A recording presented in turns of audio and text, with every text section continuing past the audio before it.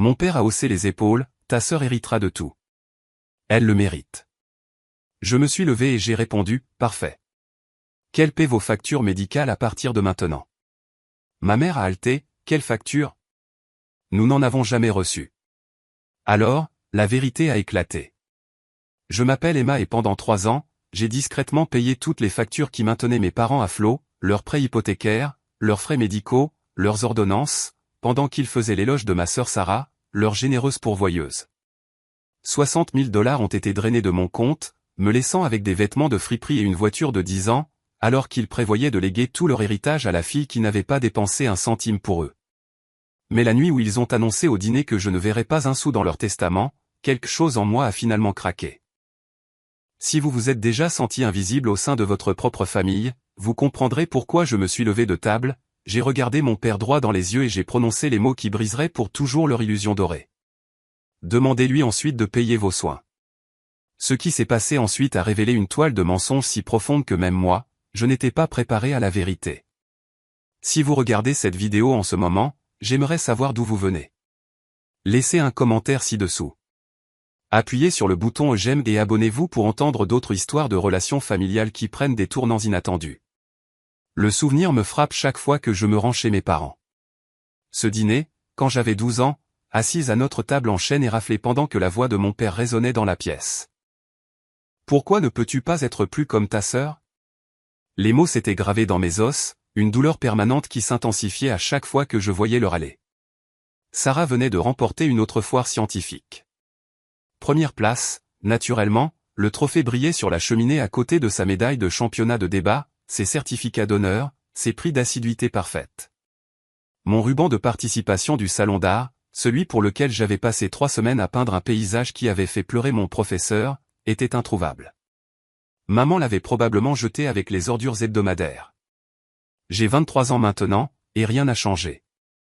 Je me suis garé dans leur allée un après-midi gris de jeudi, les feuilles d'automne craquant sous mes pneus comme des promesses brisées. 3 semaines s'étaient écoulées depuis ma dernière visite. 3 semaines de SMS sans réponse de ma part, lui demandant comment allait la pression artérielle de papa, si les médicaments contre l'arthrite de maman fonctionnaient. Ils avaient répondu une fois, une photo de Sarah à un gala d'entreprise. Flûte de champagne levée. Robe de créateur capturant la lumière. Votre sœur vient d'être promue vice-présidente principale, disait la légende. Aucune réponse à mes questions sur leur santé. La porte d'entrée était déverrouillée comme toujours. L'odeur du rôti de bœuf flottait de la cuisine. Le plat préféré de Sarah, bien qu'elle ne soit pas rentrée à la maison pour le dîner du dimanche depuis 4 mois. Je le savais parce que j'étais là toutes les 2 semaines pour apporter des courses, réparer le robinet qui fuyait, remplacer les piles du glucomètre de papa. Oh, tu es là, dit maman sans lever les yeux de son magazine. House Beautiful. Sarah lui avait offert un abonnement à Noël dernier. Je lui avais offert une écharpe en cachemire qu'elle n'avait jamais portée. Salut, maman. Comment va ta hanche? Bien. Elle tourna une page. Ta sœur a appelé ce matin. Elle envisage d'acheter une 2e propriété, une maison d'investissement. Fille intelligente. J'ai posé mon sac à main sur le comptoir, remarquant la pile d'enveloppes près de la cafetière. Des factures médicales, d'après un rapide coup d'œil. Fairview Medical Center, Riverside Cardiology. Les montants visibles à travers les fenêtres me tordaient l'estomac. 3 $, 8 $ et 47 cents, 2156 $ pour 1500 $. Toutes marquées en retard en lettres rouges furieuses. Ces factures ont besoin d'attention, ai-je dit avec précaution. Maman a agité la main avec dédain. Ta sœur s'occupe de tout ça. Elle a mis en place une sorte de système de paiement automatique. Nous n'avons même pas à y penser. Le système de paiement automatique, n'est-ce pas? Celui que j'avais mis en place à partir de mon propre compte bancaire, perdant 2000 $ par mois pour couvrir leurs frais médicaux. Celui qu'elle pensait provenir de Sarah parce que je n'ai jamais corrigé leurs suppositions.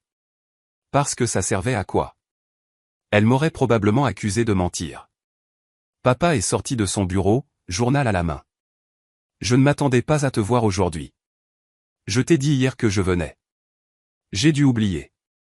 Il s'est assis dans son fauteuil en grognant. Sarah a été tellement occupée ces derniers temps. Responsabilité de vice-présidente. Ta mère te l'a dit? La plus jeune VP de l'histoire de l'entreprise. Elle l'a mentionné. Que fais-tu ces jours-ci? Toujours à ce. Comment ça s'appelait? Marketing truc. Graphisme, papa. Je suis designer senior maintenant. Nous venons de décrocher le compte Morrison Industries.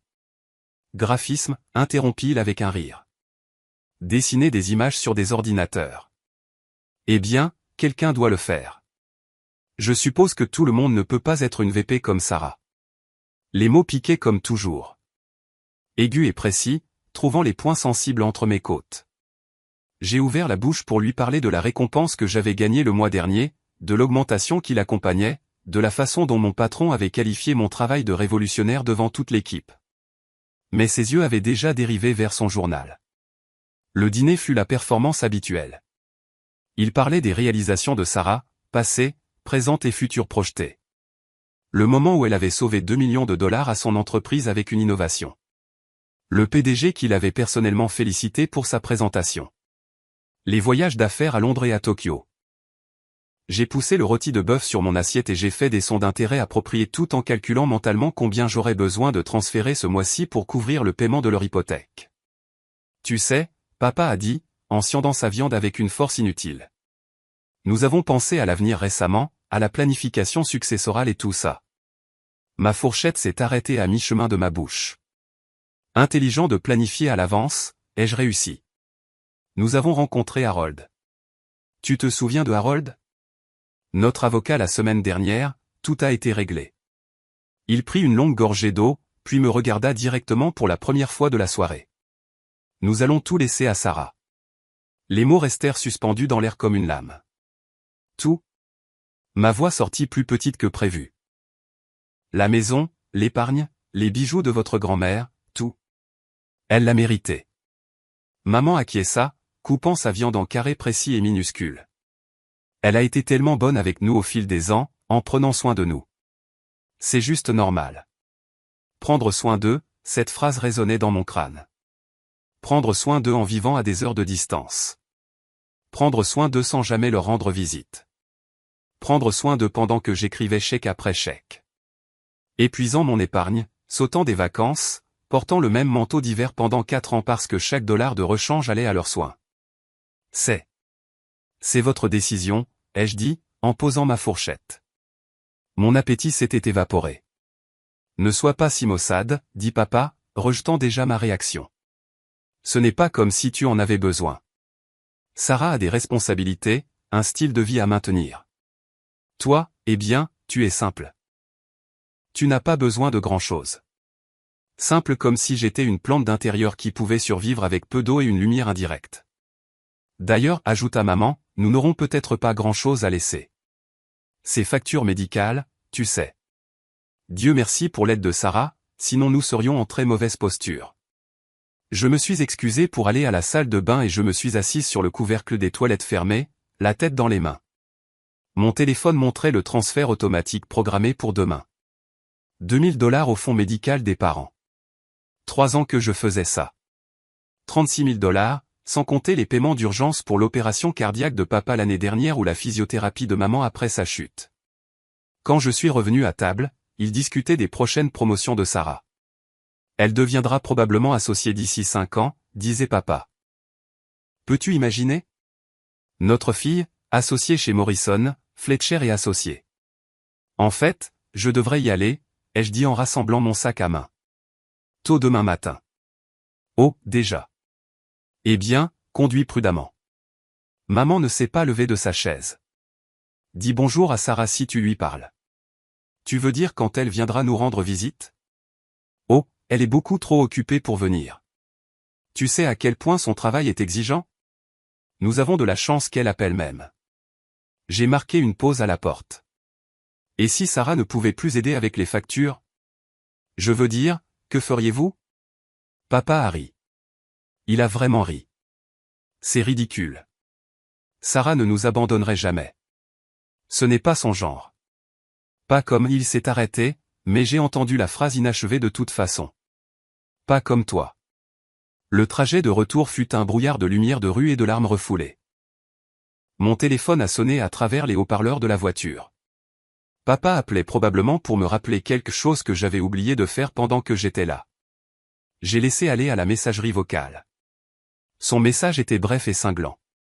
J'ai oublié de mentionner tout à l'heure. Ne t'attends à rien dans le testament. Je veux être clair à ce sujet. Tout va à ta sœur. Elle le mérite. Je me suis garé dans mon complexe d'appartement et je me suis assise dans la voiture sombre. Moteur éteint, main serrant le volant jusqu'à ce que mes jointures deviennent blanches. 3 ans de sacrifices secrets. D'innombrables heures passées à gérer leurs médicaments, à les emmener à leur rendez-vous, à réparer les choses chez eux. Et pourquoi faire? Pour qu'on me dise que j'étais simple, moins que rien, indigne. On va voir, ai-je murmuré à l'obscurité. On verra. Le souvenir m'a assailli au travail le lendemain matin. Le premier épisode cardiaque de maman il y a 3 ans. J'étais en réunion avec un client quand l'appel est arrivé. Votre mère est à l'hôpital. L'infirmière avait dit, elle demande de la famille. Sarah était à Singapour. Où était ce Sydney? Quelque part commençant par où se passaient des affaires importantes.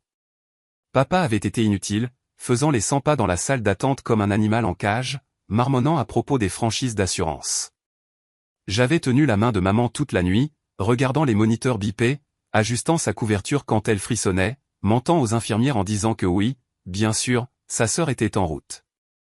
La facture est arrivée 2 semaines plus tard, 8 743 $ après assurance. Papa l'avait regardée comme si elle était écrite en grec ancien. Nous ne pouvons pas nous permettre ça, avait-il dit, la voix creuse. Le prêt hypothécaire, les paiements de voiture, mes médicaments. Je vais m'en occuper, lui ai-je dit, sachant déjà ce que cela signifiait. Mon fonds de vacances disparu, l'acompte que j'épargnais pour un condo redirigé. Le lendemain matin, j'avais mis en place les virements automatiques, les cachant sous des étiquettes innocues dans mes relevés bancaires. Service public, service d'abonnement, fourniture mensuelle, n'importe quoi pour éviter les questions d'amis qui pourraient apercevoir mon écran de téléphone. Terre à Emma. Ma collègue Janet agita la main devant mon visage. Réunion de conception dans 5 minutes. Désolé, je réfléchis juste à la proposition Morrison. Ça doit être bien d'avoir la tête dans les nuages. Certains d'entre nous ont de vraies factures à payer. Elle rit, pas méchamment, juste l'hypothèse décontractée que tout le monde faisait. Emma, la fille célibataire sans enfant, doit avoir tellement de revenus disponibles. Emma, toujours portant le même blazer, conduisant la même Honda vieille de 10 ans, doit économiser pour quelque chose de gros. Si seulement elle savait que mon quelque chose de gros consistait à maintenir mes parents à flot pendant qu'ils faisaient l'éloge de la fille qui ne les avait pas vus depuis Pâques. La réunion traîna. J'ai présenté 3 concepts pour le rebranding de Morrison Industries. Mon esprit calculait. Médicaments pour la pression artérielle de papa, 340 $ par mois. Traitement d'arthrite de maman, 280 $ par mois. Leur paiement hypothécaire, 1400 $ par mois. Mon salaire le couvrait à peine si j'étais prudente. Pas de café, pas de Netflix, rien qui ne soit absolument essentiel. Ce soir-là, je me suis assise à ma table de cuisine avec mon ordinateur portable, transférant encore 2000 $. Le solde restant sur mon compte courant me donnait la nausée. 347,82 $ pour tenir jusqu'à vendredi prochain. J'ai ouvert mon journal, le seul endroit où je pouvais être honnête, et j'ai écrit, 15 octobre. J'ai transféré encore 2000 $ aujourd'hui. Cela fait un total de 38 000 $. Maman a appelé Sarah une bénédiction au dîner hier soir. Papa m'a dit que j'étais simple. Je voulais hurler. Je voulais leur montrer tous les relevés bancaires, tous les reçus, tous les sacrifices. Mais ça sert à quoi? Elle dirait probablement que je les ai falsifiés ou que je mens pour attirer l'attention, ou que Sarah m'a remboursé d'une manière ou d'une autre. Il n'y a pas de victoire quand on est la fille qui ne brille pas. Mon téléphone a vibré. Sarah. Salut, Emma. Les parents ont dit que tu étais passée hier. Merci de leur avoir rendu visite. Il faut bien que quelqu'un le fasse. J'ai tapé puis supprimé. Comment va Singapour? Singapour, c'était il y a des mois. Je suis à Dallas maintenant. Grosse présentation demain. Soit dit en passant, maman a mentionné qu'ils avaient des problèmes d'argent. Facture médicale ou quelque chose comme ça. Mes doigts ont plané au-dessus du clavier. C'était ma chance. Dis-lui. Fais-la confronter la vérité. Je m'en occupe, ai-je écrit. Comment? Je couvre leurs factures, toutes, depuis 3 ans. L'indicateur de frappe a pulsé pendant un long moment. Oh, Emma, c'est gentil de ta part d'aider un peu. Je suis sûr qu'ils apprécient le geste. Je gère les dépenses importantes, bien sûr, mais chaque petit geste aide. Sarah, je leur envoie $2000 par mois. J'ai payé l'opération cardiaque de papa, la physiothérapie de maman, leur prêt hypothécaire quand ils ont pris du retard l'hiver dernier. Encore une longue pause. Écoute, si ça te fait te sentir importante de penser que tu les soutiens, très bien.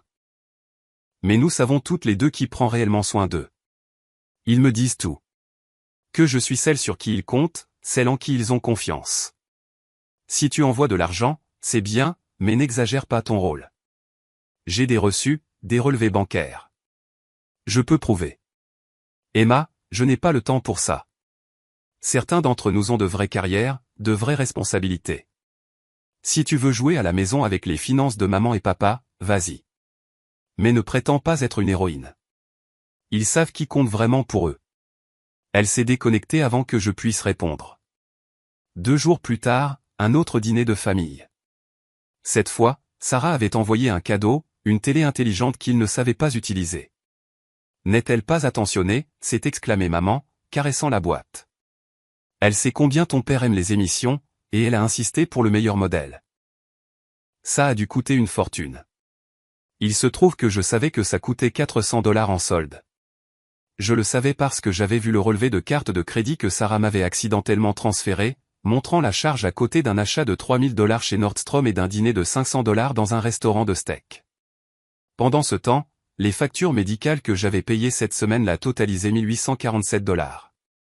Sarah prend tellement soin de nous, dit papa, essayant de déchiffrer les instructions d'installation. Nous sommes si chanceux d'avoir une fille qui est assez prospère pour aider. À propos de ça, ai-je dit, ma voix plus stable que prévu. J'aide aussi avec les factures. Ils m'ont regardé tous les deux avec des expressions identiques de confusion amusée. Toi? Papa a posé les instructions. Emma, tu peux à peine payer ton appartement. Nous avons vu ta voiture, tes vêtements. Sans offense, ma chérie, mais tu n'es pas exactement en position d'aider qui que ce soit financièrement. Je conduis une vieille voiture et je porte de vieux vêtements parce que je vous envoie de l'argent tous les mois. Maman a ri. Elle a vraiment ri. Oh, chérie, c'est embarrassant. Est-ce que tu essaies vraiment de rivaliser avec ta sœur? Ce n'est pas une compétition. Sarah nous aide parce qu'elle le peut. Toi. Eh bien, tu fais ce que tu peux et c'est bien. Tout le monde ne peut pas être prospère. J'ai des preuves, des relevés bancaires montrant. Ne t'embarrasse pas davantage, dit papa d'une voix dure. Nous savons qui paie nos factures. Sarah a mis en place tout le système, elle s'occupe de tout par le biais de son comptable, très sophistiqué, tu ne comprendrais probablement pas. Je voulais hurler, leur jeter mon téléphone, montrant les virements, les reçus, les preuves, mais leur visage, si certain, si dédaigneux, me disait que cela ne servirait à rien. Dans leur histoire, Sarah était la héroïne. J'étais l'oublié. Aucune preuve ne réécrirait ce récit. Ce soir-là, incapable de dormir, j'ai appelé la clinique où maman recevait des soins. Fairview Medical Center, service de facturation. Bonjour, j'appelle concernant le compte de Margaret Thompson. J'ai fait des paiements et je voulais confirmer qu'ils sont correctement crédités. Laissez-moi vérifier. Êtes-vous la garante du compte? Je suis sa fille. J'ai payé. Je montre Emma Thompson comme source de paiement depuis 36 mois. Paiement régulier, toujours à temps. En fait, il y a une note de notre conseiller financier vous remerciant pour votre constance. De nombreux membres de la famille promettent d'aider mais ne donnent pas suite. Vous avez été remarquablement fiable. Pourriez-vous m'envoyer une déclaration écrite pour mes dossiers? Bien sûr, par email. Je le lui ai donné, mes mains tremblantes. Enfin, la validation. La preuve que je n'imaginais pas mon sacrifice. La déclaration est arrivée en moins d'1 heure. Claire. Officielle. Indéniable. Emma Thompson. Source de paiement pour les dépenses médicales de Margaret Thompson. 36 mois consécutifs. Total payé 42 364 $. J'ai regardé le chiffre. 42 000 $. Plus d'un an de paiement de voiture, un acompte pour une maison, une chance d'une vie différente. Une semaine plus tard, lors d'un autre dîner, la bombe a explosé. Nous avons finalisé notre testament aujourd'hui, annonça papa en mangeant le dessert, un gâteau que j'avais apporté et qu'ils avaient supposé que Sarah avait envoyé. Oh, ai-je géré, la bouche pleine de chocolat. Tout va à Sarah. La maison, l'épargne, les bijoux de votre grand-mère, la voiture, tout. Il l'a dit si négligemment, comme s'il parlait du temps. Elle l'a mérité. Des années à prendre soin de nous. C'est juste normal. Et moi, ai-je commencé, puis je me suis arrêté. À quoi bon? Tu iras bien, ajouta maman, tapotant ma main condescendantement. Tu es habitué à ne pas avoir grand-chose. Sarah a un style de vie à maintenir, des responsabilités. Toi, tu es simple. Comme ton père l'a dit, des besoins simples, une vie simple. Simple. Encore ce mot. Si seulement tu étais plus comme ta sœur, continua maman, sans remarquer à quel point mes jointures étaient devenues blanches autour de ma fourchette. Elle est tellement généreuse, tellement prospère. Nous avons la chance d'avoir au moins une fille dont nous pouvons être fiers. Au moins une. Au moins une, les mots résonnèrent alors que je rentrais.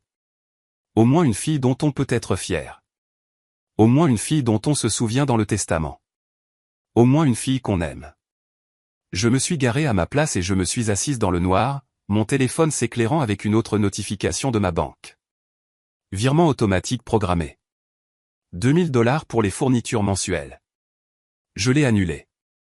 Puis je me suis assise et j'ai attendu l'explosion inévitable. 3 semaines. C'est le temps qu'il leur a fallu pour s'en rendre compte. J'ai passé ces 3 semaines dans un étrange état de suspension, allant au travail en répétant les gestes tout en attendant que mon téléphone sonne. Chaque jour, je vérifiais mon compte bancaire, voyant les 2 000 $ qui n'avaient pas été transférés, le nombre augmentant à chaque chèque de paie. Pour la première fois depuis 3 ans, je me suis acheté une nouvelle paire de chaussures. Rien de fantaisie, juste des ballerines confortables dont les semelles n'étaient pas usées. La culpabilité a duré environ 1 heure avant de se transformer en autre chose. La défiance. L'appel est arrivé un mardi soir alors que je réchauffais des ramans. Le bon genre, pas les paquets de 30 centimes que j'avais mangés. Emma, la voix de maman était plus aiguë que d'habitude. Nous avons une situation. Qu'est-ce qui ne va pas? La société hypothécaire a appelé. Ils disent que nous sommes en retard, mais c'est impossible. Sarah s'occupe de tout ça. As-tu demandé à Sarah? Elle est en réunion toute la journée.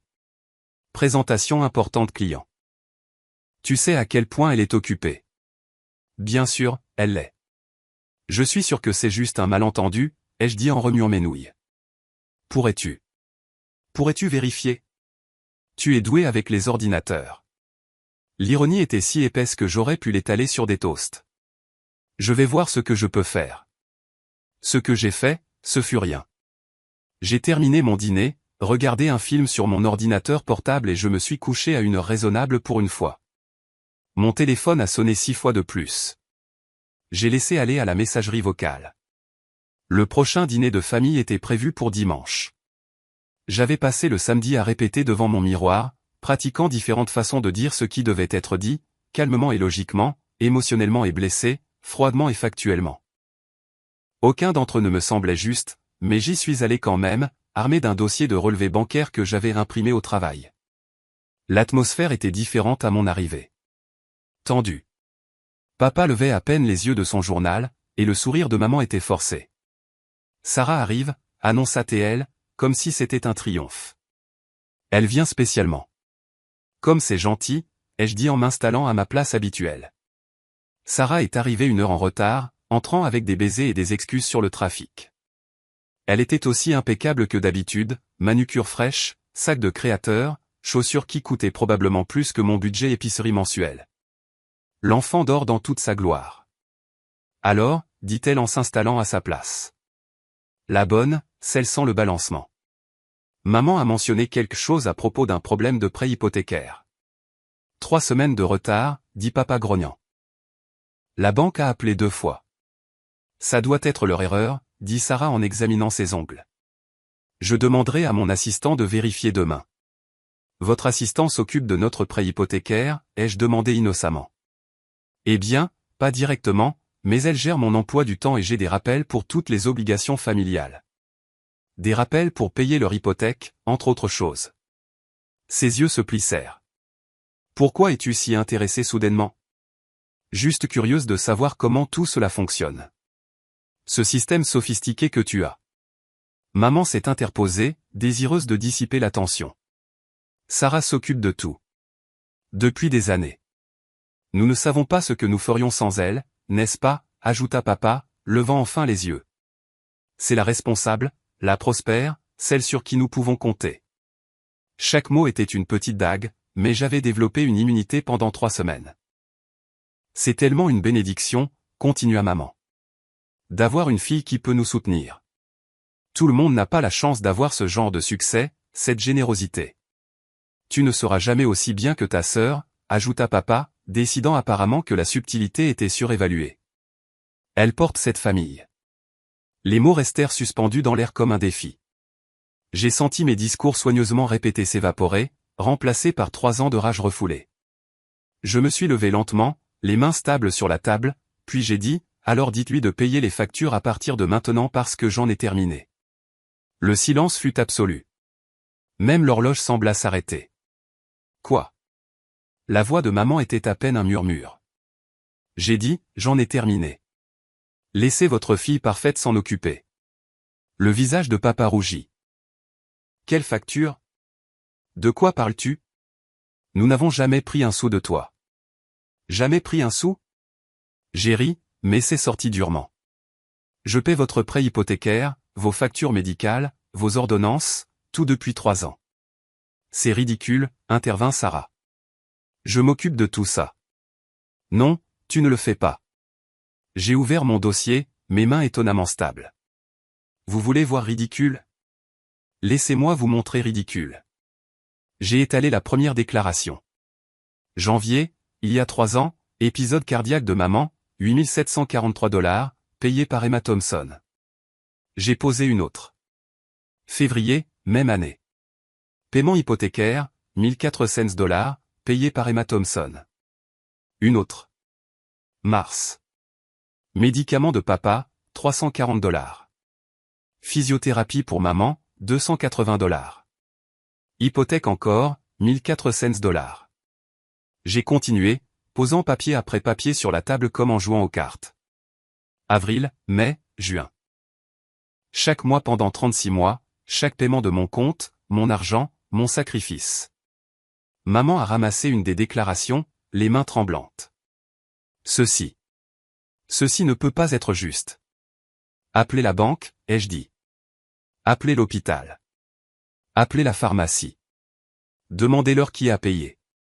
C'est évidemment faux, dit Sarah, mais sa voix avait perdu sa confiance. Emma essaie de vous manipuler. Elle est jalouse. Faux. J'ai sorti mon téléphone, me suis connecté à mon application bancaire. Regardez ici, en temps réel. Regardez l'historique des virements. Regardez les références de paiement. Regardez le solde restant sur mon compte après chaque virement. Papa a arraché le téléphone. Ses lunettes de lecture perchaient dangereusement sur son nez. Son visage est passé du rouge au blanc en faisant défiler. Ceux-ci. Ils correspondent à nos factures. Les montants, les dates. Bien sûr qu'ils correspondent, ai-je dit. Parce que je les ai payés. Chacun d'entre eux. Pendant que vous vous asseyez ici à faire l'éloge de la générosité de Sarah, pendant que vous me disiez que j'étais simple, sans succès, moins que rien. Pendant que vous me rayez de votre testament parce que Sarah l'avait mérité. Mais Sarah, dit maman en regardant sa fille aînée. La composure de Sarah a finalement craqué. Elle a ri, mais c'était cassant. Eh bien, je ne pensais pas que tu dirais quoi que ce soit. L'aveu resta suspendu dans l'air comme une confession. Tu savais. La voix de maman était petite, confuse. Tu savais qu'Emma payait. Elle voulait t'aider. Sarah haussa les épaules. Je ne voyais pas le mal à la laisser faire. Tu étais tellement heureuse de penser que je m'occupais de tout. Pourquoi gâcher ça? Pourquoi gâcher ça, ai-je répété, incrédule. Parce que c'était un mensonge. Parce que je me tuais à les maintenir à flot pendant que tu prenais tout le crédit. Tu as choisi de payer, rétorqua Sarah. Personne ne t'a forcé. Tu as raison. Personne ne m'a forcé. Je l'ai fait parce que je les aimais. Même quand ils ont clairement montré qu'ils ne m'aimaient pas en retour. Pas comme ils t'aiment, Emma, commença maman, mais je levai la main. Non, tu n'as pas le droit de me dire Emma maintenant. Pendant 3 ans, je vous ai entendu faire l'éloge de la générosité de Sarah tout en vivant de ramen et en portant des chaussures trouées. J'ai sauté des vacances, perdu des amis, arrêté de sortir parce que je ne pouvais pas me permettre d'aller nulle part. J'ai été votre filet de sécurité tout en étant traité de sans valeur. Papa n'avait pas bougé, fixant toujours l'écran de mon téléphone. 42 000 $, murmura-t-il. Tu as payé 42 000 $ de plus, en fait. Ce ne sont que les factures médicales. Ajoutez les paiements hypothécaires, les ordonnances, les dépenses d'urgence, c'est plus près de 60 000 $. Mais tu conduis cette vieille voiture, dit maman faiblement. Ton appartement est si petit. Tes vêtements. Parce que chaque sou supplémentaire allait à toi. Les mots explosèrent de moi. Pensiez-vous que j'aimais avoir l'air pauvre? Pensiez-vous que j'aimais être considéré comme l'échec? Je l'ai fait parce que vous aviez besoin d'aide. Et je pensais, stupidement, que peut-être finalement vous me verriez vraiment. Mais vous ne l'avez jamais fait. Sarah s'est levée, saisissant son sac à main. C'est ridicule. Je n'ai pas à écouter ça. Assieds-toi, la voix de papa était dure. Nous n'avons pas fini. Je le fais, dit Sarah, mais elle hésita. Le prêt hypothécaire est en retard de 3 semaines, dit-il lentement. Si tu t'en occupais, pourquoi est-il en retard? J'ai été occupé. Ça m'a échappé. Ça t'a échappé. La voix de maman monta. Notre maison t'a échappé. Je le paierai demain, dit Sarah avec dédain. Avec quel argent, ai-je demandé. Les 3 000 $ que tu as dépensés chez Nordstrom la semaine dernière, le dîner de 500 $ chez Morton, ou peut-être le week-end spa de 1 200 $ dont tu as parlé sur Instagram. Comment tu m'as envoyé ta carte de crédit par erreur. Tu te souviens? Tu pensais que c'était drôle que je vois à quel point tu étais prospère. Le silence s'étira de nouveau, mais cette fois, il était différent. Cette fois, mes parents regardaient Sarah, la regardaient vraiment, et voyaient quelque chose qu'ils n'avaient jamais vu auparavant. Paye-la maintenant, dit papa doucement. Si tu as l'argent, paye-la maintenant. Nous appellerons la banque ensemble. Le visage de Sarah passa par plusieurs expressions avant de se fixer sur l'indignation. Je n'ai rien à vous prouver. Si tu veux qu'on te croie que tu nous as soutenus, dit maman. Et il y avait quelque chose de nouveau dans sa voix. Le doute. Très bien. Sarah sortit son téléphone, montrant qu'elle ouvrait son application bancaire. Puis son visage tomba. Je dois d'abord transférer des fonds de mon compte d'investissement. Fais-le, dit papa. Cela prend 3 à 5 jours ouvrables, Sarah. La voix de maman était vive maintenant. As-tu déjà payé l'une de nos factures? La question resta suspendue dans l'air comme une accusation. Sarah regarda de parent en parent, puis moi. Pendant un moment, j'ai vu quelque chose dans ses yeux. Pas du remords exactement, mais peut-être de la reconnaissance. Que le jeu était terminé. La performance avait pris fin. J'avais l'intention de le faire, dit-elle enfin. Mais Emma s'en occupait. Et tu étais tellement heureuse de penser que c'était moi. J'ai pensé. Quel est le mal? Le mal, ai-je ri amèrement. Le mal, c'est que tu m'as laissé détruire ma vie pendant que tu prenais le salut. Tu as choisi d'aider nos parents. Oui. J'ai choisi ça. Tu as choisi de mentir. Maman s'est levée brusquement, sa chaise raclant le sol. Emma, Nous devons réfléchir à cela. Le traité. Le traité, ai-je dit en ramassant mes affaires. Mais pendant que vous traitez, rappelez-vous que votre prêt hypothécaire est en retard. Les médicaments de papa doivent être renouvelés la semaine prochaine, et le prochain rendez-vous de rhumatologue de maman est jeudi. Sarah peut s'occuper de tout maintenant. Après tout, c'est elle la prospère, la généreuse, celle sur qui vous pouvez compter. Je me dirigeais vers la porte, mon dossier de déclaration toujours étalé sur leur table de dîner comme des preuves sur une scène de crime. Emma, attends, m'appela maman. Tu ne peux pas partir comme ça. Je me suis retourné, rencontrant chacun de leurs regards à tour de rôle. Je pars depuis 3 ans. Vous n'avez jamais remarqué parce que les chèques continuaient de passer. Désormais, laissez votre fille parfaite s'occuper de vous. J'en ai terminé. Sarah retrouva sa voix. Tu ne peux pas les abandonner. Les abandonner? J'ai ri, mais c'était creux. Comme toi l'as fait. Sauf que tu l'as fait tout en prenant le crédit pour mon sacrifice. Au moins, je suis honnête sur mon départ. S'il te plaît. La voix de maman se brisa. Parlons-en. Nous avons parlé. Vous n'avez juste pas écouté. Mais ne vous inquiétez pas. Je suis sûr que Sarah interviendra maintenant. Après tout, elle hérite de tout.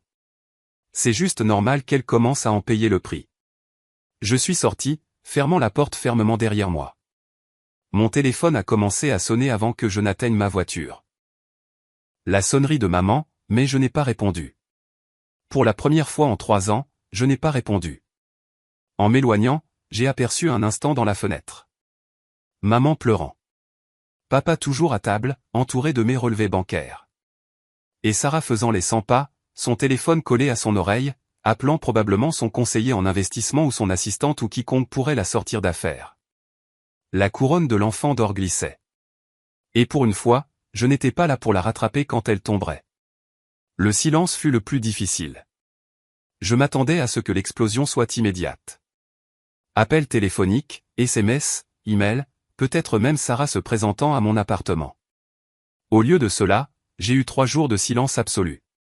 3 jours où je sursautais chaque fois que mon téléphone vibrait, pour trouver des emails de travail ou des appels spam. 3 jours où j'ai tout remis en question, me demandant si j'avais détruit ma famille pour rien. Le 4e jour, le barrage a cédé. Je rentrais du travail quand la messagerie vocale de maman est arrivée dans les haut-parleurs de la voiture. Emma, c'est ta mère. Nous avons besoin. J'ai besoin de te parler. S'il te plaît, rappelle-moi. Nous essayons de comprendre et il y a des choses. Juste, s'il te plaît, appelle. Sa voix était plus petite que je ne l'avais jamais entendue, comme si elle avait vieilli d'une décennie en 4 jours. J'ai supprimé le message au prochain feu rouge. 2 heures plus tard, un autre. Ton père ne va pas bien. Le stress. S'il te plaît, Emma. Quoi que nous ayons fait, quoi que nous ayons dit, nous sommes toujours tes parents. Supprimé. En soirée, les messages étaient passés des supplications larmoyantes de maman aux exigences bourrues de papa. C'est ridicule, Emma. Tu as fait passer ton message. Maintenant, arrête d'être enfantine et viens régler ce gâchis que tu as créé. Le gâchis que j'ai créé. Bien sûr. Sarah s'est présentée le 5e jour, samedi matin, frappant à ma porte d'appartement à 7 heures du matin. Je sais que tu es là, a-t-elle appelé à travers le bois. Ta voiture est dehors. J'ai ouvert la porte, mais je ne l'ai pas invitée à entrer. Elle avait l'air différente. Vêtements de créateur froissés, maquillage barbouillé, ses cheveux habituellement parfaits attachés en chignon désordonné. Tu as dû tout gâcher, dit-elle sans préambule. As-tu la moindre idée de ce que tu as fait? J'ai dit la vérité. Tu as détruit notre famille. Sa voix se brisa. Il ne me parle plus. Papa ne me regarde même pas, maman pleure constamment. Es-tu heureuse maintenant? Suis-je heureuse qu'il sache enfin qui les maintient à flot? Oui, en fait. Le visage de Sarah se déforma. Ils veulent que je leur rembourse. Tout. Tout le centime dont ils pensent que j'ai pris le crédit. Tu en as pris le crédit. Je ne t'ai jamais demandé de payer leurs factures. Non, tu as juste laissé croire que tu le faisais pendant 3 ans, Sarah. 3 ans à les entendre te vénérer pendant que je perdais de l'argent. Et qui est responsable? Elle s'est rapprochée, son parfum coûteux oppressant dans le petit couloir. Tu aurais pu dire quelque chose à tout moment. Tu as choisi d'être une martyre. J'ai essayé de le leur dire plusieurs fois. Ils ne me croyaient pas parce que tu continuais à renforcer le mensonge. Tu ne les as pas corrigés non plus. C'est la même chose. Le téléphone de Sarah sonna. Elle jeta un coup d'œil et refusa l'appel. C'est maman. Elle a appelé 15 fois ce matin. Papa a eu des douleurs à la poitrine. Ils ont dû aller aux urgences la nuit dernière. Mon estomac se serra, mais je gardai mon visage neutre. Et la facture va être astronomique. Ils veulent savoir qui la paie. Cela ressemble à ton problème. Après tout, tu hérites de tout. À propos de ça, la voix de Sarah baissa. Ils parlent de changer le testament. C'est bien pour eux, dit Emma. S'il te plaît. Et pour la première fois de ma vie, j'ai entendu ma sœur supplier. Je ne peux pas me le permettre. Le prêt hypothécaire, les factures médicales, tout. Je n'ai pas autant d'argent. Mais ton travail. Je gagne bien ma vie, oui, mais je le dépense. L'appartement, le leasing de la voiture, les vêtements, tout cela fait partie du maintien d'une image. J'ai peut-être $3000 d'épargne. $3000 ? J'ai ri, mais c'était creux. Je leur envoie $2000 par mois avec un salaire moitié moins que le tien. Je sais. Elle criait presque maintenant. Je sais. D'accord. Tu es la bonne fille. Tu es celle qui a sacrifié. Tu as gagné. C'est ce que tu veux entendre ? Je veux que tu leur dises la vérité. Toute la vérité. Je l'ai fait. Ils ne s'en soucient pas. Ils veulent que leurs factures soient payées et ils les veulent payer maintenant. Alors paie-les. Je ne peux pas. Elle pleurait maintenant. Mascara coulant en ruisseau noir. Je vais tout perdre. Mon appartement. Ma voiture. Ton image. Oui. Elle n'a même pas essayé de le nier. Mon image est tout ce que j'ai. C'est ma carrière, mon avenir, tout. Et mon sacrifice, c'était quoi exactement ? Rien. Sarah essuya son visage avec le dos de sa main, étalant le mascara encore pire. Ne pouvons-nous pas trouver un arrangement ? Tu continues à payer. Je leur dirai que c'est de nous deux. Absolument pas. Emma, s'il te plaît. Ce sont nos parents. C'est drôle qu'ils soient devenus nos parents quand tu as besoin de quelque chose. Son téléphone sonna à nouveau. Cette fois, elle a répondu, se tournant légèrement. Maman. Non, je suis chez Emma. Elle ne. Je sais. Je comprends. La société hypothécaire a appelé à nouveau lundi. Je trouverai une solution. Elle raccrocha et se retourna vers moi. Ils vont perdre la maison. Non, ils ne le feront pas. Ils trouveront une solution. Vendre quelque chose, réduire, prendre un plan de paiement. Tu sais, toutes les choses que les gens normaux font quand ils ne peuvent pas se permettre leur style de vie. C'est cruel, Emma. Cruel ? Le mot a allumé quelque chose en moi. Cruel, c'est me laisser vivre dans la pauvreté pendant que tu vivais dans le luxe de ma réputation. Cruel, c'est les regarder te faire l'éloge de mes sacrifices. Cruel, c'est hériter de tout pendant que je n'ai rien que du dédain et de la condescendance. Très bien. Tu veux que je souffre ? Je souffre. Tu veux que je sois exposé ? Je suis exposé. Qu'est-ce que tu veux de plus ? Je veux 3 ans de ma vie en retour. Mais comme c'est impossible, je me contenterai de ne plus jamais avoir à faire semblant. Sarah est partie après avoir lancé quelques accusations supplémentaires, chacune rebondissant sur mon nouveau blindage d'indifférence. J'ai passé le reste du week-end à faire des choses que je n'avais pas faites depuis des années. Me faire masser, acheter des livres, manger dans un restaurant qui n'avait pas de drive-thru. La culpabilité était là, rôdant en marge, mais elle était gérable, comme une ecchymose qui guérit. Lundi a vu l'arrivée de la famille élargie dans le drame. Mon téléphone s'est allumé avec des messages d'oncles, de tantes, de cousins, tous avec des variations du même thème. Comment as-tu pu abandonner tes parents ? Apparemment, Sarah et mes parents avaient tissé une histoire selon laquelle j'avais un peu aidé et que je faisais maintenant une crise parce que je n'étais pas assez apprécié. Les $60 000 sont devenus quelques milliers. Les 3 ans sont devenus récemment. La vérité est devenue négociable. Mon cousin Marcus fut le seul à me contacter avec quelque chose de différent. Salut Emma. Il y a du drame. La version de maman ressemble à des mensonges. Tu vas bien ? Je lui ai rappelé. Pas vraiment, ai-je admis.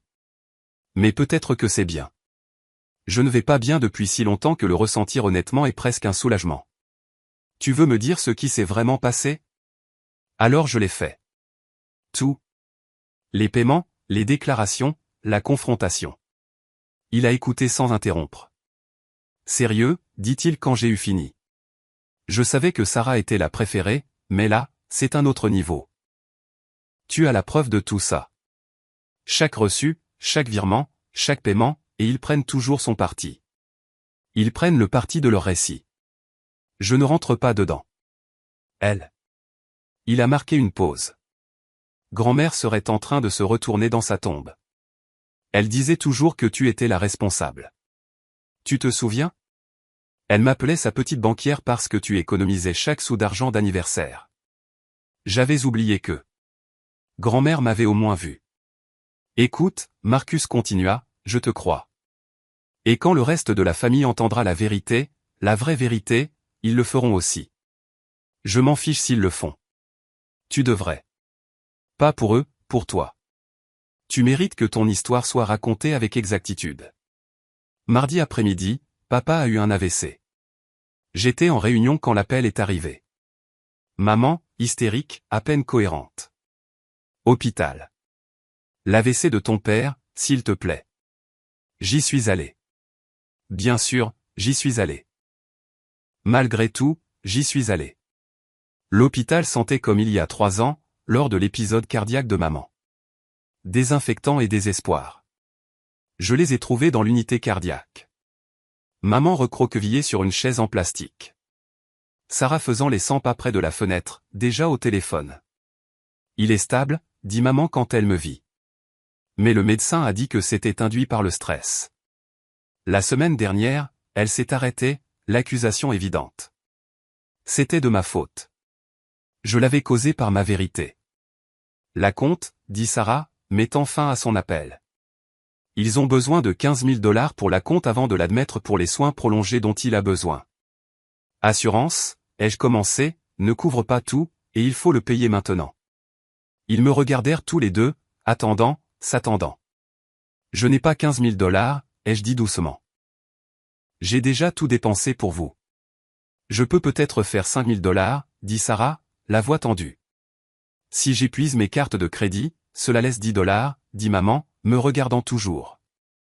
Je t'ai dit que je ne l'avais pas. Tu pourrais faire un prêt, suggéra Sarah. Ton crédit doit être décent. Mon crédit est fichu à cause de 3 ans de pression financière. Merci pour ça, au fait. Emma, la voix de maman était désespérée. Ton père pourrait mourir. Il est stable. Tu viens de le dire. Il a besoin de soins prolongés, pas d'une chirurgie d'urgence. Arranger un plan de paiement avec l'hôpital. Ils ne le feront pas. Ils le feront. Ils le font toujours. Il faut juste demander. Remplir les formulaires de difficultés financières. Soyez honnête sur votre situation. Notre situation, maman a craché, c'est que notre fille nous a abandonnés quand nous en avions le plus besoin. Non, ai-je dit fermement. Votre situation, c'est que vous avez mis tous vos œufs dans le même panier. Un panier qui était en fait vide. Et maintenant, vous faites face aux conséquences. Le téléphone de Sarah sonna. Elle a répondu, son visage pâlissant. Comment ça, refuser? Tous? Mais j'ai payé le minimum le mois dernier. Elle a raccroché, s'affaissant sur une chaise. Mes cartes sont épuisées. Je ne peux même pas faire 5 000 $. L'ironie était si épaisse qu'on pouvait s'étouffer. L'enfant d'or ne pouvait produire même pas une fraction de ce que j'avais payé mensuellement. Je parlerai au conseiller financier, ai-je dit. Enfin, je verrai quelles options ils ont, mais je ne paierai pas. J'ai passé 2 heures avec l'équipe financière de l'hôpital, remplissant des formulaires, expliquant la situation, négociant. Finalement, ils ont accepté un plan de paiement, 1500 $ par mois pendant 3 ans. Gérable même pour Sarah. 500 $ par mois, ai-je dit quand je suis revenu. Sarah, c'est moins que le paiement de ta voiture. Mon paiement de voiture est de 800 $, a-t-elle marmonné. Maman a halté. 800 $ par mois? Le loyer entier d'Emma n'est que de 1200 $. C'est une dépense nécessaire, dit Sarah défensivement. Pour mon image? Ton image? La voix de papa était faible mais claire. Il était réveillé, nous regardant depuis le lit. Ton image, c'est ce qui nous a amenés ici. Papa. Non. Il a lutté pour s'asseoir. J'ai été couché ici à penser à ce qu'Emma a dit, à l'argent, à tout. Tu dois te reposer, maman a essayé. Je dois m'excuser. Il me regarda et pour la première fois de ma vie, je vis mon père pleurer. Emma, Nous t'avons échoué. Nous t'avons si complètement échoué. Papa. Laisse-moi finir. S'il te plaît. Il prit une respiration tremblante. Ta mère me montrait les factures. Les vraies. Celles que tu as payées. 60 000 $. Tu nous as donné 60 000 $ pendant que nous te disions que tu n'étais pas assez bien. Ça n'a pas d'importance maintenant, ai-je dit, mais ma voix était épaisse. C'est tout ce qui importe. Sarah, il se tourna vers elle. Le testament. Nous le changeons. Tout sera partagé équitablement. Papa, non. Sarah s'est levée. Je peux et je le ferai.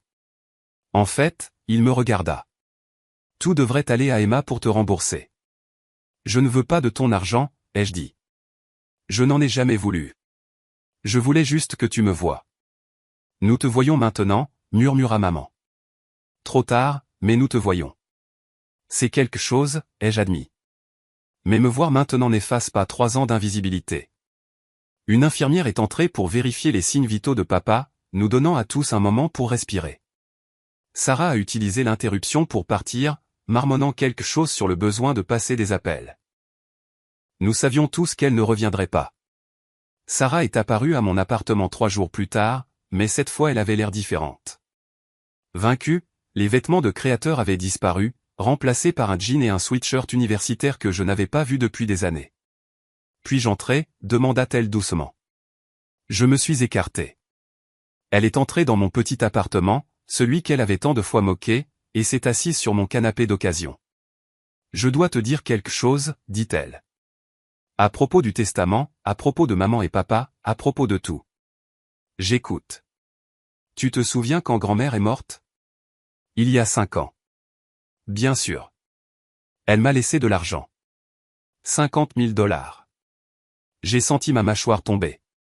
Quoi? Elle m'a laissé la même somme.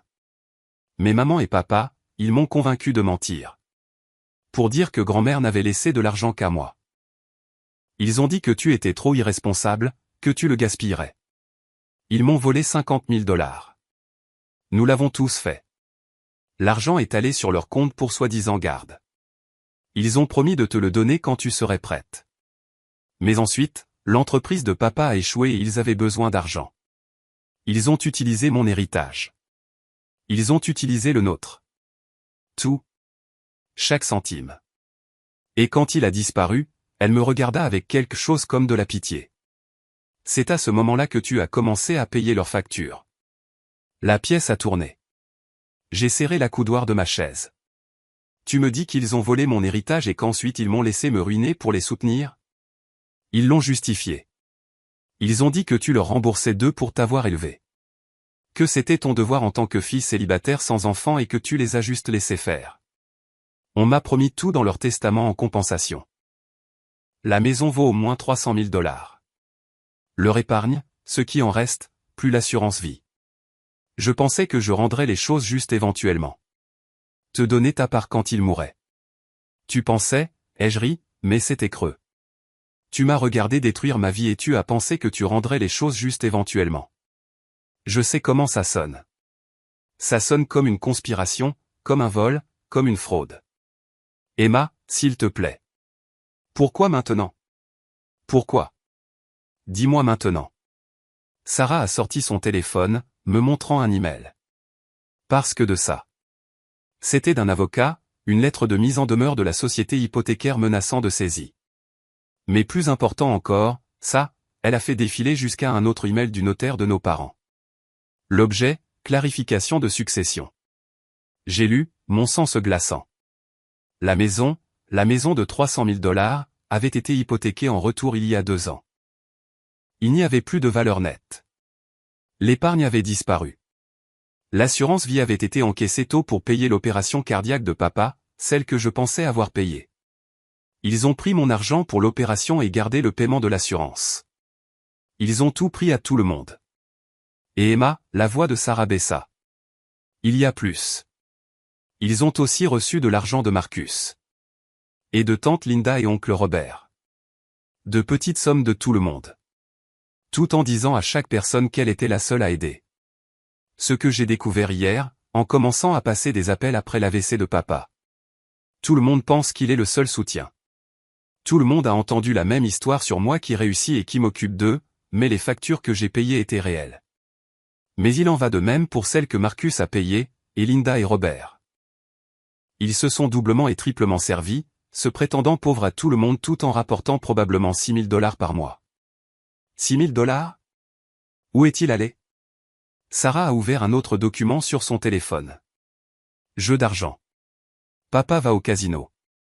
Maman joue au poker en ligne. Ils ont perdu des centaines de milliers au cours des 5 dernières années. La pièce a tourné. J'ai saisi l'accoudoir de ma chaise. Tout ce que je pensais savoir était faux. Chaque sacrifice, chaque moment de ressentiment, chaque dîner de famille où j'avais mordu ma langue, tout cela était construit sur des mensonges sur des mensonges. Marcus sait-il ? Les autres ? Je leur dis demain. Réunion de famille sans maman et papa. Ils le nieront. J'ai des preuves. Relevé bancaire, registre de casino, historique de sites de jeux en ligne. L'ordinateur de papa a sauvegardé tous les mots de passe. Je suis entré hier pendant qu'ils étaient à l'hôpital. C'est illégal. Alors, c'est aussi frauder toute votre famille. Nous nous sommes tus un instant, traitant l'ampleur de la trahison. Il y a une chose de plus, dit Sarah doucement. Le testament dont ils nous menacent tous ? Il n'a aucune importance. Il n'y a rien à hériter. Rien que des dettes. La maison sera saisie dans les 6 mois. Les cartes de crédit sont épuisées. Ils doivent des impôts impayés. Même s'ils laissaient tout à une personne, cette personne n'hériterait de rien d'autre que des obligations. Donc, tout cela, le favoritisme, le récit de l'enfant d'or, les menaces de déshéritage, c'était de la manipulation pour que l'argent continue de couler. Une larme a coulé dans mes yeux. Emma, je suis désolé. Je suis tellement, tellement désolé. J'y ai cru parce que ça me faisait me sentir spécial, mais j'étais juste une autre cible dans leur arnaque. Tu étais plus que ça. Tu étais leur complice. Je sais. Et je passerai le reste de ma vie à essayer de rectifier les choses. Comment ? Mon argent a disparu. Mon crédit est ruiné. 3 ans de ma vie perdue. Je ne sais pas, mais je vais trouver une solution. Je dois. Mon téléphone a sonné. Maman, ne réponds pas, dit Sarah. Pas encore. Pas avant que tu aies traité tout ça. Mais j'ai répondu parce que malgré tout, certaines habitudes ont la vie dure. Emma, Dieu merci. Ton père sort demain et nous avons besoin de quelqu'un pour venir le chercher. Sarah ne répond pas. Et maman, je sais pour les jeux d'argent. Silence. Je ne sais pas de quoi tu parles. Le casino, le poker en ligne, l'argent de grand-mère, l'hypothèque inversée, tout ça. Le silence s'étira plus longtemps cette fois. Qui te l'a dit ? Est-ce que ça a de l'importance ? Est-ce vrai ? Ce n'est pas ce que tu penses. Nous avons eu de la malchance. Quelques investissements ont mal tourné. Des investissements ? C'est comme ça que tu appelles ça ? Emma, nous sommes tes parents. Nous t'avons tout donné. Tu m'as volé $50 000. Cet argent était pour ton bien. Tu l'aurais gaspillé comme au casino. Comment oses-tu ? J'ai raccroché. Puis j'ai bloqué son numéro. Puis celui de papa. Pour la première fois de ma vie, je les ai complètement coupés. Sarah était toujours sur mon canapé, paraissant plus petite que je ne l'avais jamais vue. « Que vas-tu faire » demanda-t-elle. « Je ne sais pas.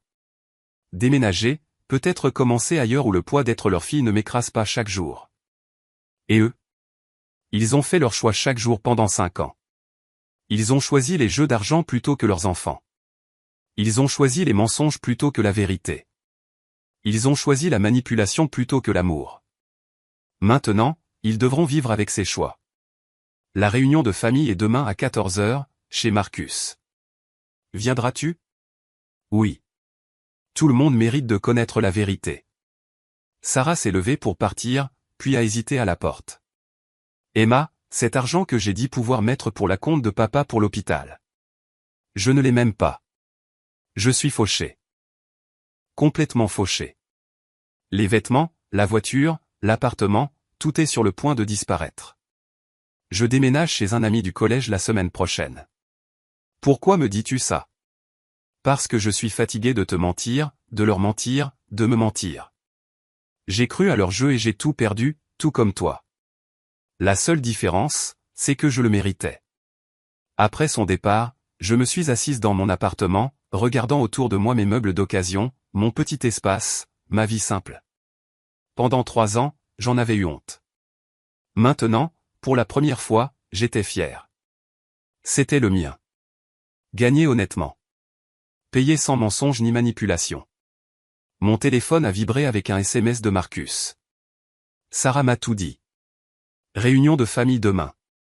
Nous allons régler ça. Tous sans eux. Puis un autre de tante Linda.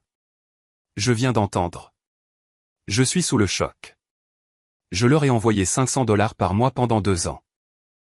Oncle Robert, ces bâtards ont prétendu avoir besoin d'aide pour les courses.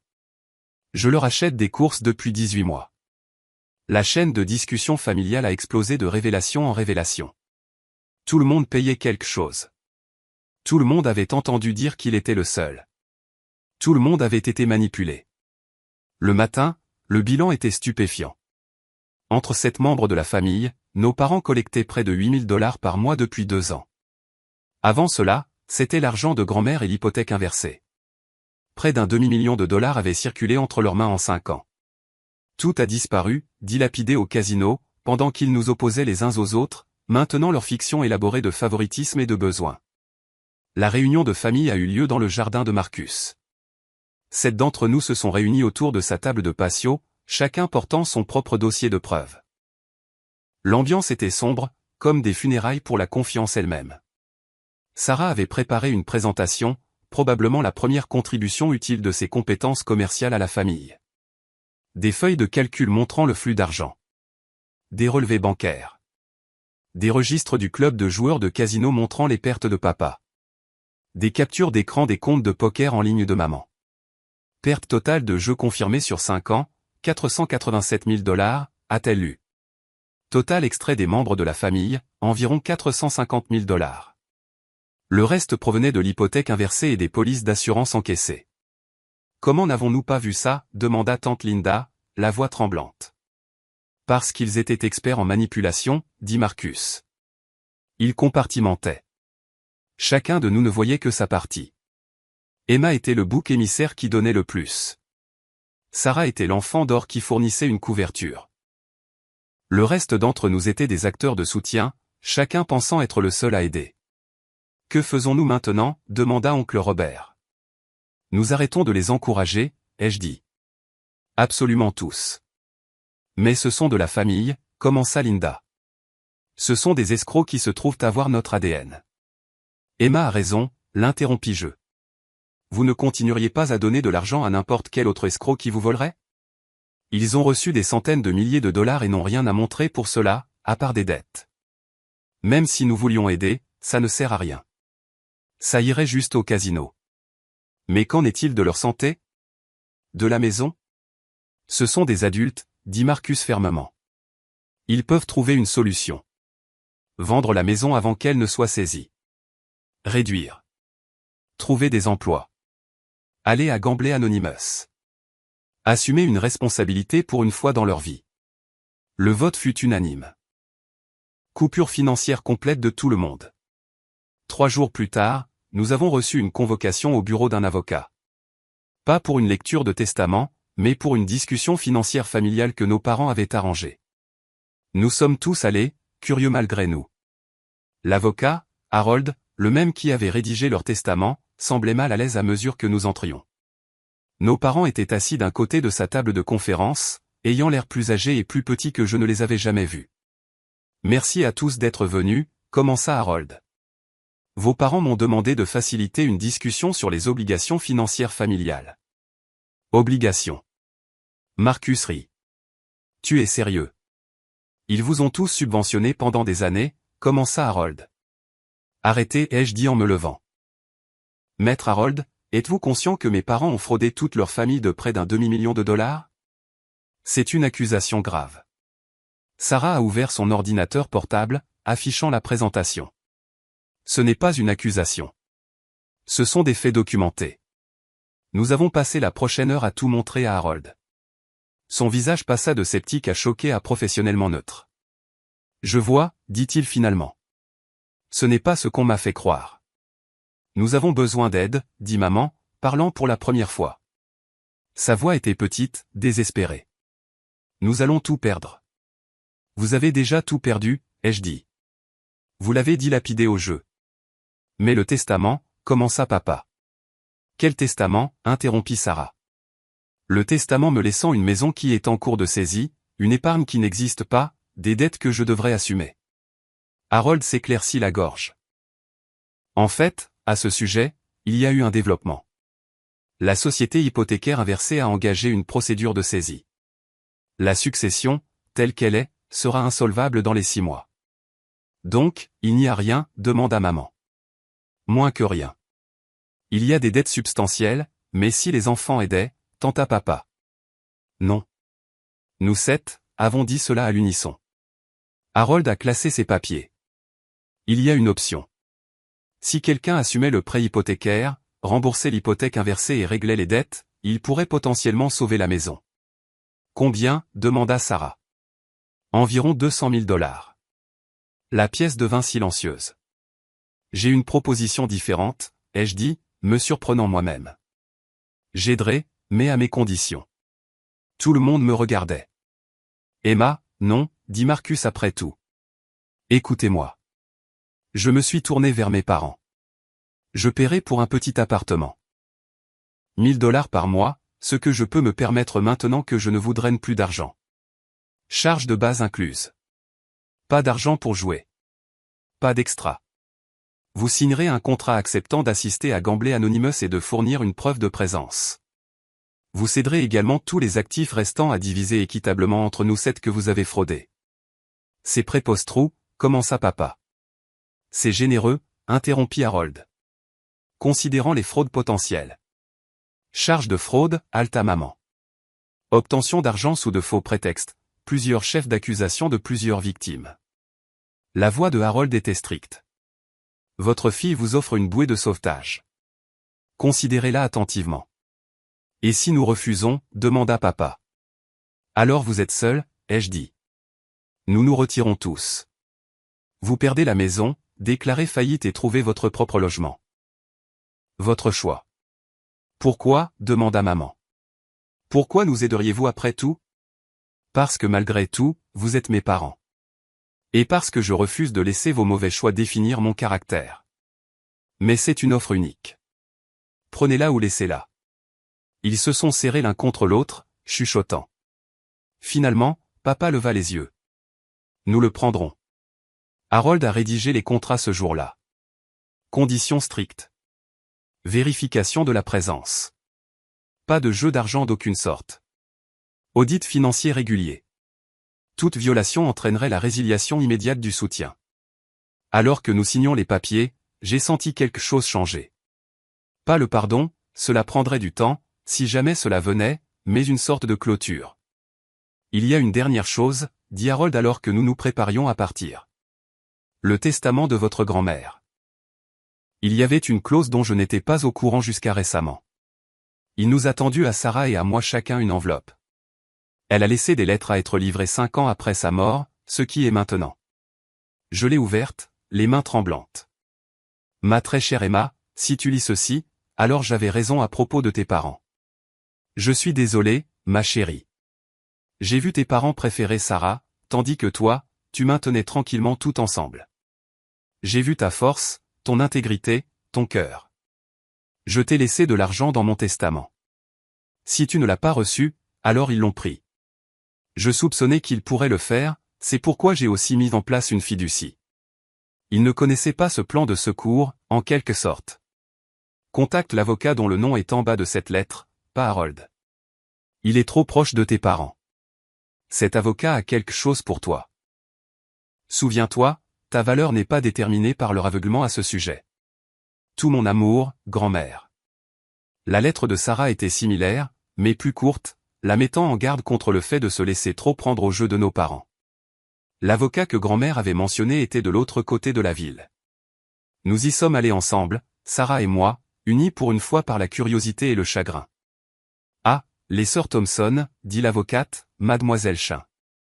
Je vous attendais. Elle a sorti un dossier. Votre grand-mère a mis en place des fonds éducatifs pour vous deux, 50 000 $ chacune. Vos parents ne pouvaient pas y toucher car ils étaient spécifiquement destinés à l'éducation et à l'auto-amélioration. Des termes très larges, légalement parlant. Nous avons de l'argent, demanda Sarah, stupéfaite. Vous avez des options, corrigea Miss Chin. Le fonds peut être utilisé pour l'éducation traditionnelle, la formation professionnelle, la thérapie, la création d'une entreprise, tout ce qui peut être considéré comme une auto-amélioration. La thérapie compte certainement, ai-je murmuré. Votre grand-mère était une femme sage, continua Miss Chin et elle connaissait la nature de vos parents. Elle a protégé ce qu'elle pouvait. Nous sommes sortis du bureau en silence, chacun traitant ce dernier cadeau de la seule membre de la famille qui nous avait vraiment vus. Que allez-vous faire du vôtre, demanda Sarah. Thérapie d'abord, puis peut-être l'école d'art. J'ai toujours voulu étudier la peinture. Sérieusement. Tu es bonne. Tu es bonne, se corrigea Sarah. Ce paysage que tu as peint au lycée, j'en étais jalouse. C'est pour ça que je me suis moqué de toi. Je sais. Que veux-tu dire?